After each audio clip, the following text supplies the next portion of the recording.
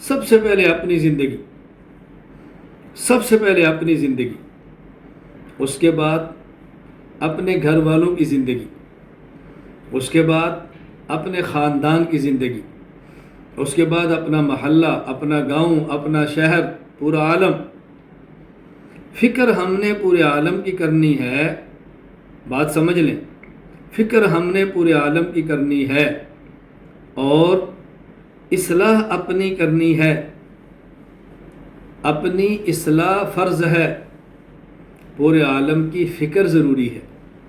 ہم پورے عالم کی اصلاح نہیں کر سکتے، اصلاح کی فکر اور کوشش کر سکتے ہیں، اور اپنی اصلاح کرنی ہے، صرف فکر کرنا کافی نہیں ہے۔ ایک شخص کو تکلیف ہے، بیماری ہے، چیک اپ بھی کرا رہا ہے، ڈاکٹر سے دوا بھی لکھ رہا ہے، استعمال نہیں کر رہا، تو ٹھیک کیسے ہوگا؟ اب اس کو فکر ہے تو اس نے چیک اپ بھی کرایا ہے، فکر ہے، دوا بھی لکھوائی ہے، لیکن استعمال نہیں کر رہا، تو فائدہ کیسے ہوگا؟ اس لیے میں نے گزارش کی ہے، قرآن کریم، حدیث پاک اور فقہ شریف، فقہ مبارک، یہ 3 بنیادی علوم ہیں، اس کو ذہن نشین فرما لیں، اس میں کمی اور کوتاہی ہرگز نہیں کرنی۔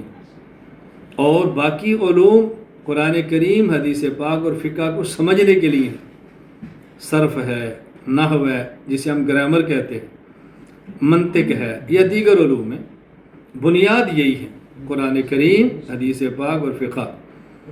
قرآن کریم، حدیث پاک اور فقہ کہتے ہیں علوم عالیہ، یہ بلند علوم ہیں، اور باقی علوم ان کو سمجھنے کے لیے کہتے ہیں علوم عالیہ، ان کو حاصل کرنے کا ذریعہ ہے۔ اصل تو یہ ہے کہ آدمی پوری زندگی کھپائے، اپنی پوری زندگی اس پہ لگائے، پوری زندگی علم میں لگا رہے۔ عمر کا ایک حصہ ہے، گزر جاتا ہے، آدمی مکمل دین نہیں حاصل کر سکتا، یہ تو موت تک بھی لگا رہے تب بھی مکمل نہیں ہوتا، لیکن جتنے عقائد ہیں وہ تو فرض ہیں سیکھنے، جو فرائض اور واجبات اور سنن مؤکدہ کی حد تک ہیں۔ ظاہر ہے جو فرض ہے اس کا علم بھی فرض ہے، جو اعمال واجب ہیں اس کا علم بھی واجب ہے، جو عمل سنت مؤکدہ ہے اس کا علم بھی سنت مؤکدہ ہے، یہ درجات ہیں۔ تو چاہیے تو یہ کم از کم آدمی جو ہمارے ہاں دینی مدارس کی ترتیب ہے اس کے مطابق مکمل وقت دے۔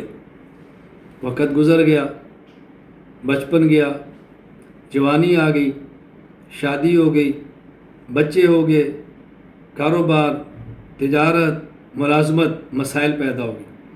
اب ضرورت ہے کہ دین تو پھر بھی سیکھنا ہے، اس کے لیے بحمد اللہ تعالی مرکز اہل سنت والجماعت، خانقاہ حنفیہ کا عملہ، اساتذہ کرام، اللہ تعالیٰ ان کو اپنی شان کے مطابق اجر عطا فرمائے، اللہ تعالیٰ ان کو اپنی شان کے مطابق اجر عطا فرمائے۔ انہوں نے فکر فرمائی، مشورے کیے، کوشش کی، دن رات ایک کیا، مل جل کے ایک نصاب مرتب کیا کہ ان حضرات کے لیے جن کے پاس وقت کم ہے، مجبوری ہے، معذوری ہے، لیکن دین سے محبت ہے، درد ہے، دین سیکھنا چاہتے ہیں، ایک نصاب مرتب کر دیا جائے تاکہ یہ لوگ بھی وقت نکال کے دین کو سیکھ سکیں۔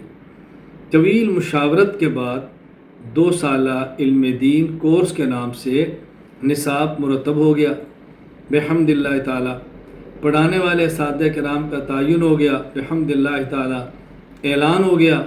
میں مبارک پیش کرتا ہوں ان تمام حضرات کو جو دنیا بھر سے اس کورس میں شریک ہوئے۔ اسی طرح 2 سالہ علم دین ہماری ماؤں، بہنوں اور بیٹیوں کے لیے بھی ہے، مبارکباد کے مستحق ہے وہ ہماری مائیں، بہنیں، بیٹیاں جو اس کورس کے اندر شریک ہوئی ہیں۔ اب ہم نے اس کی ترتیب بنا دی ہے، 2 سال کا کورس ہے، اس کے ٹوٹل 6 سمائیاں ہیں، اور ہر سمائی کا نصاب بنا دیا گیا ہے۔ اب بنیادی طور پہ قرآنی قاعدہ آپ نے پڑھنا ہے تاکہ ناظرہ قرآن کریم ٹھیک ہو، پھر ناظرہ قرآن کریم تجوید سے کوشش کریں، اس کا ترجمہ، مختصر سی تفسیر تاکہ قرآن سمجھ آ جائے، پھر حدیث پاک، اس کے بعد فقہ اور صرف اور نحو، گرامر، تاکہ حدیث کے اعراب آ جائیں، پڑھنے میں آسانی ہو، دقت نہ ہو۔ یہ مختصر سا نصاب تجویز کیا ہے۔